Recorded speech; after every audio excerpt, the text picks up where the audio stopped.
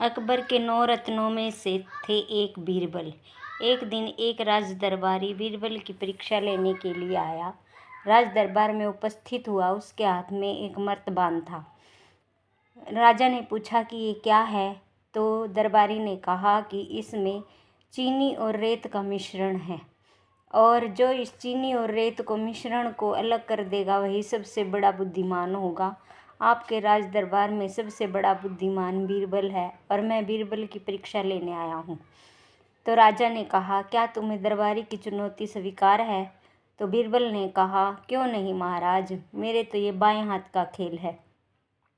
तो राज दरबारी कहता है ठीक है, और वो मर्तबान बीरबल के हाथ में दे देता है।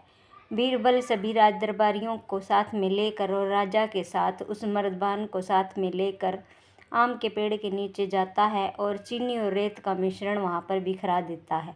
राजा कहता है कि बीरबल, तुम ये क्या कर रहे हो?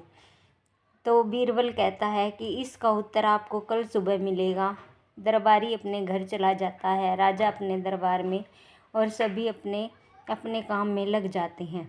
दूसरे दिन राजा और दरबारी और राज दरबारी और सभी लोग मिलकर आम के पेड़ के नीचे जाते हैं और वहाँ पर देखते हैं कि वहाँ केवल रेत का ढेर लगा है। तो दरबारी कहता है कि इसमें से चीनी कहाँ गई?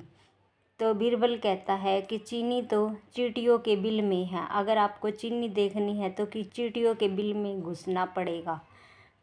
तो वहाँ पर एक भी कण चीनी का नहीं था। सारी चीनी चींटियाँ अपने बिल में घिस कर ले गई थी और कुछ ले जा रही थी।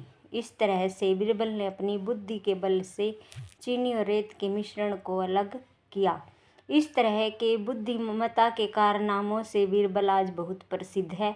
बुद्धि बल सबसे बड़ा बल है। बुद्धि के बल पर हम किसी भी बड़ी से बड़ी समस्या को हल कर सकते हैं।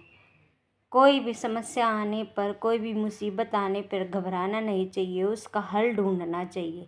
हर एक समस्या के पीछे उसका हल छुपा होता है। समस्या कुछ समय की होती है और हम घबरा कर उसको बहुत बड़ा कर देते हैं। तो इसीलिए जीवन में समस्या से परेशान ना होकर उसका हल ढूंढना चाहिए। सबके पास बुद्धि है, सबके पास दिमाग है। हम समस्या को देखकर होच-पोच हो जाते हैं और उसका हल ढूंढने की बजाय इधर उधर भागते हैं। तो ऐसा नहीं करना चाहिए।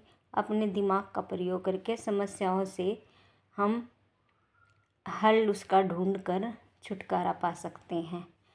अगर कहानी अच्छी लगे तो लाइक ज़रूर करना। धन्यवाद।